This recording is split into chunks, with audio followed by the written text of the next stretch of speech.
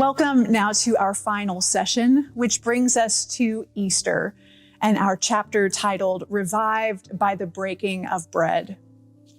Our final session brings us to the pinnacle of our Christian story, the great day of resurrection, when death is put in its place and God's liberating, life-giving way triumphs at the last. Easter is a day filled with joy and tradition, hope and excitement. And it is a day that for many can feel in a way inaccessible.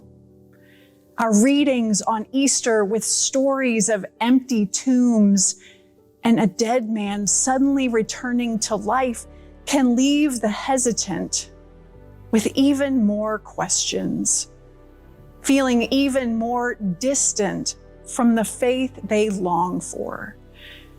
Which is why I think coming back to the table at Easter feels all the more important. Our reading for this session comes on the day of Easter. It tells the story of two disciples who are making the journey from Jerusalem to Emmaus.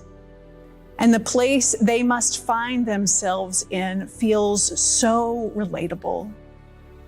You have to wonder what they are discussing on that long walk.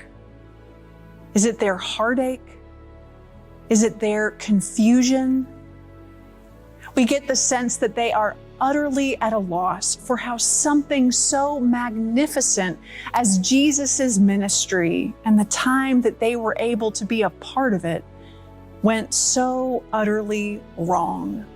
I'm guessing it's a feeling that most of us have had at some point, where on that roller coaster ride of life, incredible highs seem to be followed almost inevitably by frustrating, heartbreaking lows. And we can find ourselves stuck there. And sometimes it takes something unexpected to bring us back to life again.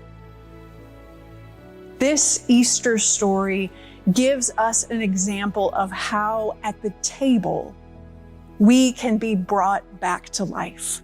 We can remember who we are and who it is that has commissioned us and called us, so that in Jesus's resurrection, we experience a kind of life-giving transformation for ourselves, a transformation that fits with all the brass playing and the flowers blooming and the shouts of Christ is risen.